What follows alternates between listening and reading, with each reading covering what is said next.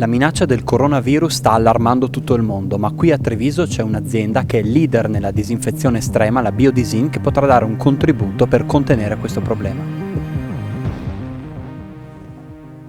Buongiorno, ben trovato, salve. Noi siamo venuti a conoscere la vostra realtà perché adesso con l'allarme legato al coronavirus voi siete protagonisti a livello italiano.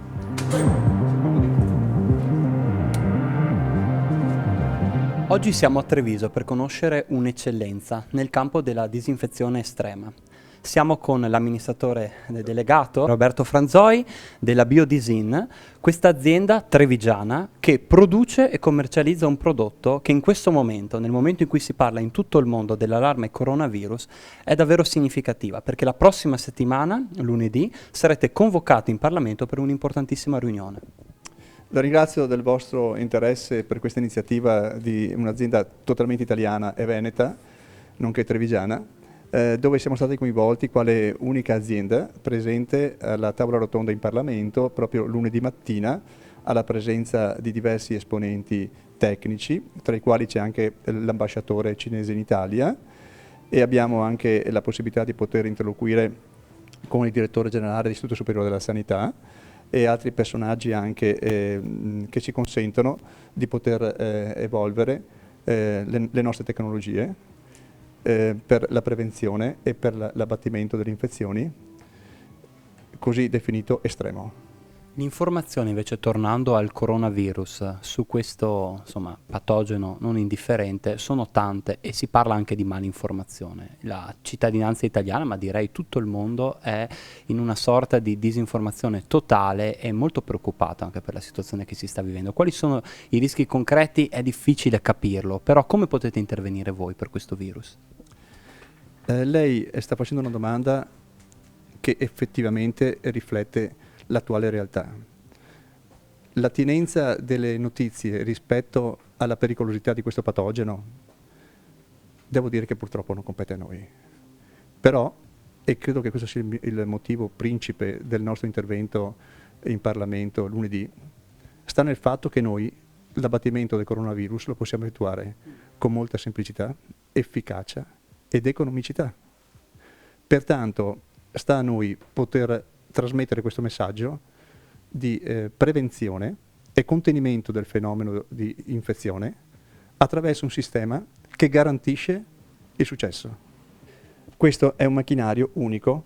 Noi abbiamo studiato la presenza di vari continenti di macchinari per la saturazione delle stanze e siamo arrivati a studiarne 132 e sono tutti analoghi, tutti hanno la medesima tecnologia, mentre questo è dotato di una tecnologia totalmente diversa, attinente proprio alla specificità di poter saturare le stanze durante la sua attività.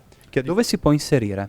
Si può inserire negli ambienti altamente critici, tipo quelli ospedalieri, sale operatorie, reparti di malattie infettive, e può essere utilizzato anche in ambienti pubblici, tipo aeroporti, porti, scuole, e anche privatamente dove ci sono delle criticità che generano delle conseguenze anche al mondo familiare, ed è di una semplicità unica perché il macchinario è dotato di un sensore per poter leggere le stanze, cioè l'ambiente dove viene applicato, e garantire la completa saturazione. Questo è un elemento essenziale per questa tecnologia che, se non viene rispettata, è anche inutile utilizzare questa forma di prevenzione e di disinfezione, per il semplice motivo che questo macchinario consente di poter disinfettare tutti i punti di una stanza, anche quelli non raggiungibili manualmente.